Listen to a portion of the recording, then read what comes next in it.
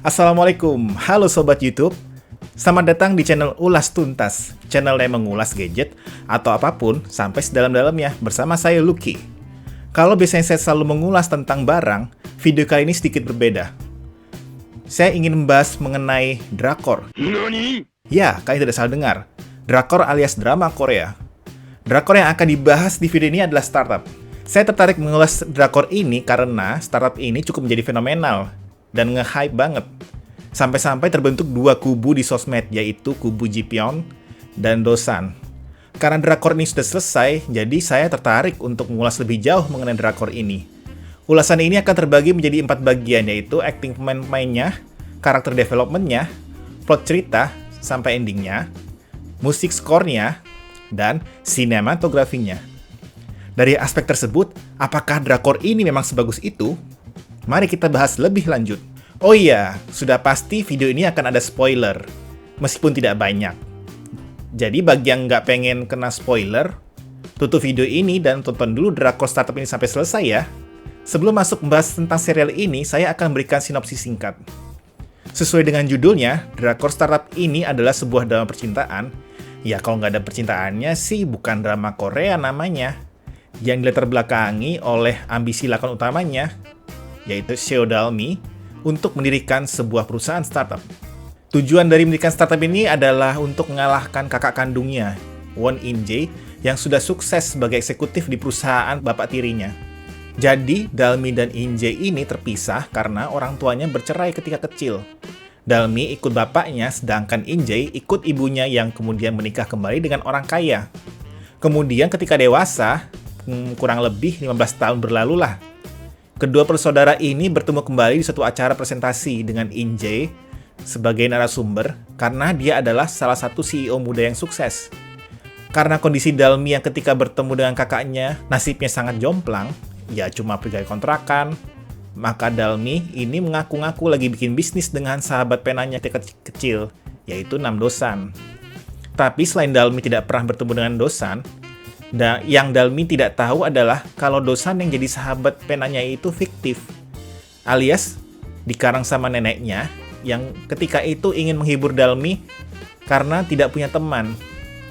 Yang menulis surat ke Dalmi adalah anak yatim yang ditolong neneknya, yaitu Han Ji-pyeon. Jadi ketika Dalmi mau mengenalkan Dosan ke In-jae, neneknya dan Ji-pyeon harus mencari Dosan yang asli biar mau berakting sesuai dengan kebohongan Ji-pyeon sesuai surat yang pernah dikirim, dan kebohongan Dalmi ke In-jae bahwa dia pengusaha sukses. Dan setelah bertemu, ternyata Dosan beneran suka sama Dalmi. Sehingga rencana awal cuma menemani Dalmi ketika ketemu dengan kakaknya berlanjut terus. Bahkan Dosan sampai bertekad untuk mewujudkan kebohongan Dalmi, yaitu menjadi pengusaha sukses. Yang baru saya ceritakan ini baru 2 episode awal aja. Tapi kurang lebih cerita selanjutnya berdasarkan cerita awal ini, dengan banyak kondisi yang berubah seiring dengan berkembangnya cerita di pertengahan dan akhir. Ya karena kalau saya ceritain semua, bukan review lagi ya, tapi jadi sinopsis. Baiklah, pertama-tama saya ingin membahas dari sisi akting pemainnya dan karakter development-nya. Tokoh utama So Dalmi diperankan oleh Bae Suzy, yang dulu lebih dikenal sebagai anggota personal girl band Miss A dari JYP Production.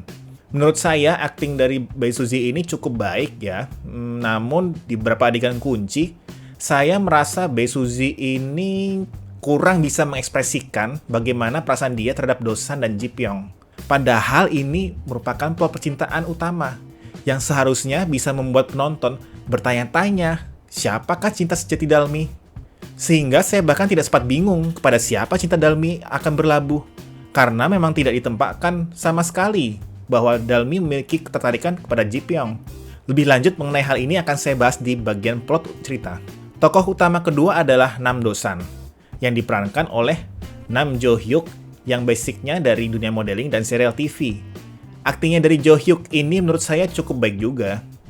Dan dia bisa memerankan karakter yang progresif dari seorang yang nerdy, socially awkward, kurang percaya diri, menjadi orang yang memiliki kepercayaan diri tinggi dan mantap, namun tetap mempertahankan karakter aslinya yang nerdy dan socially awkward.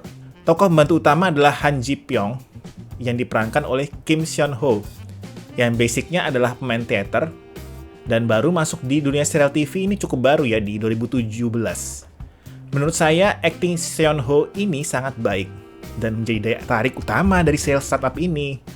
Pesona Ji Pyong meskipun memiliki masa lalu yang cukup memilukan sebagai anak yatim, namun tetap memiliki pribadi yang jujur, tegas, dan tidak segan untuk berkata tajam, diperankan dengan sangat meyakinkan oleh Seon Ho. Dan hal ini seperti menyihir penonton untuk menjadi pendukung dia, untuk memperebutkan cinta Dalmi. Padahal Ji Pyong ini bukanlah lakon utama.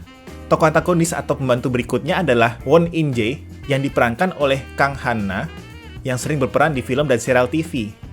Menurut saya, akting Kang Han-na ini juga cukup baik meskipun tidak ada yang spesial. Karena karakter In Jae ini diset sebagai karakter antagonis yang tidak terlalu digali lebih dalam, sehingga karakternya monoton dan kurang menarik. Karakter sisanya sih tidak signifikan terhadap jalan cerita, sehingga tidak perlu saya bahas lebih lanjut. Namun, akting antara nenek yang diperankan oleh Kim Hae-suk dan Ji Pyong sangat meyakinkan dan selalu menyentuh perasaan saya. Jujur, adegan antara nenek dan Ji Pyong selalu berhasil membuat mata saya berkaca-kaca. Mungkin hal ini juga yang menjadikan karakter Ji Pyong itu paling banyak mendapatkan simpati dari penonton. Oh iya, ada satu lagi karakter bapaknya Seo Dalmi yang diperankan oleh Kim Jo Hyun. Meskipun cuma muncul di episode pertama, namun memberikan impact yang cukup dalam pada penonton. Dan hal ini penting karena bapaknya inilah yang bisa dibilang memberi sumber inspirasi dari cerita startup ini. Kemudian berikutnya saya ingin bahas mengenai plot ceritanya. Sebenarnya menjadi daya tarik utama dari drama ini adalah plot utama cerita yang berkisah seputar perjalanan sebuah perusahaan rintisan atau startup bahasa Inggrisnya, yang bisa dikatakan terinspirasi dari pengalaman pendiri perusahaan rintisan di bidang teknologi seperti Apple, Microsoft, Facebook, yang benar-benar dimulai dari bawah, sampai perusahaan rintisan tersebut mulai menjadi besar dan masuki tahap berikutnya yaitu perusahaan unicorn. Menurut saya, penulis berhasil membuat alur cerita utama menjadi sangat menarik dan engaging. Penulis berhasil menunjukkan betapa susahnya sebuah perusahaan rintisan di bidang teknologi untuk melakukan inovasi yang relevan dengan kebutuhan pada saat ini dan di masa depan, sehingga bisa menciptakan modal bisnis yang menguntungkan.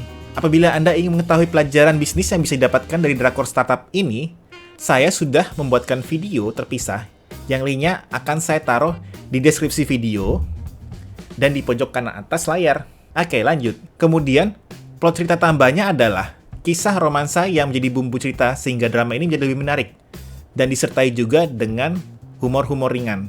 Ya karena bukan drama Korea namanya kalau tanpa kisah percintaan di dalamnya. Menurut saya sih, dari sisi plot cerita romansanya ini agak lemah. Dari motivasi Dosan yang pada akhirnya mau mengikuti arahan Ji Pyong untuk berpura-pura jadi Dosan yang menulis surat ke Dalmi 15 tahun yang lalu. Namun yang lebih nggak masuk akal itu adalah Dosan yang setelah bertemu Dalmi pertama kali dan dia langsung suka. Padahal Dalmi sendiri tidak melakukan suatu hal apapun yang bisa dibilang buat Dosan menjadi jatuh cinta. Jadi plot di sini terkesan terburu-buru. Padahal Dosan ini karakter aslinya dingin terhadap perempuan, yang mana dijelaskan lebih lanjut pada episode-episode lainnya. Sehingga kesan pertama yang saya dapatkan dari Dosan ini adalah orang yang aji mumpung, ngelihat cewek bening di depan mata yang karena kebohongan sangat tertarik ke dia, malah dimanfaatin beneran buat jadiin pacar. Saya pribadi sih kurang sreg dengan sikap seperti ini. Meskipun saya paham sih kalau ada orang di dunia nyata yang berperilaku seperti ini. Namun sikap seperti ini menurut saya kurang simpatik. Kemudian dari karakter Ji Pyong, pada awalnya terkesan biasa saja dan cukup dingin terhadap Dalmi. Sangat jelas bahwa semua yang dilakukan untuk Dalmi hanya karena ingin balas budi sang nenek. Namun tiba-tiba di pertengahan, Ji Pyong ini menunjukkan ketertarikan terhadap Dalmi. Ini membuat saya cukup bingung. Memang sejak kapan Ji Pyong suka sama Dalmi? Padahal tadinya biasa-biasa aja. Benar-benar seperti perubahan karakter 180 derajat. Dan yang lebih anehnya lagi, meskipun Ji Pyong ini suka dengan Dalmi, tetapi tidak pernah ada tindakan dia yang memberikan tantangan serius pada Dosan. Sehingga ketika klimaks cerita, yaitu ketika pada akhirnya tentang siapa yang sebenarnya menulis surat Dosan di masa lalu diketahui oleh Dalmi, dan beberapa hari kemudian Ji Pyong menjelaskan semua dan menyatakan cinta. Jadi terasa hambar-hambar aja sih momen itu. Dan setelah klimaks cerita romansa ini di pertengahan drama, ditambah dengan time skip, plot romansanya yang menjadi semakin anti klimaks dan perlahan menurun sampai akhir episode. Di sini saya merasa penulis cerita kurang bisa menggali lebih dalam dan membuat cinta segitiga ini menjadi lebih menarik. Hal ini diperkuat juga dengan adegan percintaan yang sangat dititik beratkan hanya kepada progres kedekatan Dosan dan Dalmi. Jadi kepada tim Ji Pyong. Sebenarnya kita ini sudah dicurangi dari awal karena sudah jelas bahwa penulis naskahnya ini adalah pendukung Dosan. Namun mungkin hal ini juga lebih disebabkan oleh keterbatasan durasi dan episode. Karena penulis harus memberikan porsi yang lebih besar untuk plot utama, yaitu lika-liku pendirian perusahaan rintisan. Aspek berikutnya yang mau saya bahas adalah musik score atau original soundtrack. Musik-musik yang menjadi soundtrack cukup bagus. Namun, kalau menurut pendapat saya pribadi, tidak ada musik yang benar-benar memberikan impact kepada emosi penonton. Sehingga musik-musik yang menjadi soundtrack startup ini sangat mudah terlupakan. Dan ini agak disayangkan karena saya biasanya hampir selalu menyukai musik-musik yang menjadi soundtrack serial TV, apalagi drama Korea. Kemudian aspek terakhir yaitu sinematografi. Menurut saya, sinematografi dari startup ini unik ya, karena sering menggunakan pengulangan adegan yang sama. Yang pada saat adegan tersebut ditampilkan pertama kali, hanya sebagian awal saja. Kemudian baru ketika adegan tersebut flashback atau ditampilkan lagi, biasanya sih masih di episode yang sama. Nah, ini baru disajikan adegan lengkapnya. Tujuan dari penggunaan teknik ini sebenarnya adalah untuk memberikan efek penasaran kepada penonton.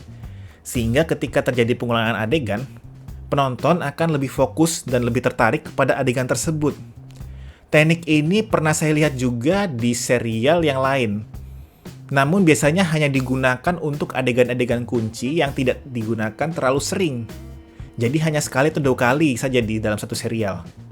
Sedangkan di startup ini adegan ini seperti selalu ditampilkan setiap episode.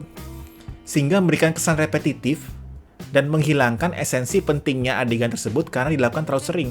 Selain dari hal ini, sinematografinya sisanya standar-standar aja sih. Baiklah, saatnya saya memberikan kesimpulan. Serial drama startup ini memiliki tema utama yang sangat menarik, dan alur cerita mengalir dengan sangat baik. Namun memiliki kelemahan di sisi karakter development pemeran utama yang bisa dibilang tidak semenarik pemeran pembantu. Hal ini tidak semerta-merta kesalahan dari aktor dan artis yang memerankan karakter utama. Namun kemungkinan besar juga didukung oleh kegagalan penulis untuk menyajikan karakter utama yang lebih menarik dan simpatik. Jadi apabila sobat-sobat sekalian ingin menonton startup, mengharapkan akan mendapatkan kisah percintaan yang dengan berbagai intrik yang kompleks diiringi dengan soundtrack yang memorable, yang biasa menjadi ciri khas serial drama Korea, sebaiknya hindari menonton startup. Tetapi apabila sobat-sobat sekalian ingin lebih mengetahui tentang bagaimana lika-liku perusahaan startup, yang disajikan dengan sederhana dan gampang dicerna, ini adalah tontonan wajib. Sekian ulas tuntas kali ini. Kalau suka silahkan like dan share. Dan juga apabila berkenan mohon di-subscribe agar channel ini bisa berkembang lebih baik lagi. Akhir kata, terima kasih sudah menonton. Sampai jumpa di video berikutnya. Wassalamualaikum warahmatullahi wabarakatuh.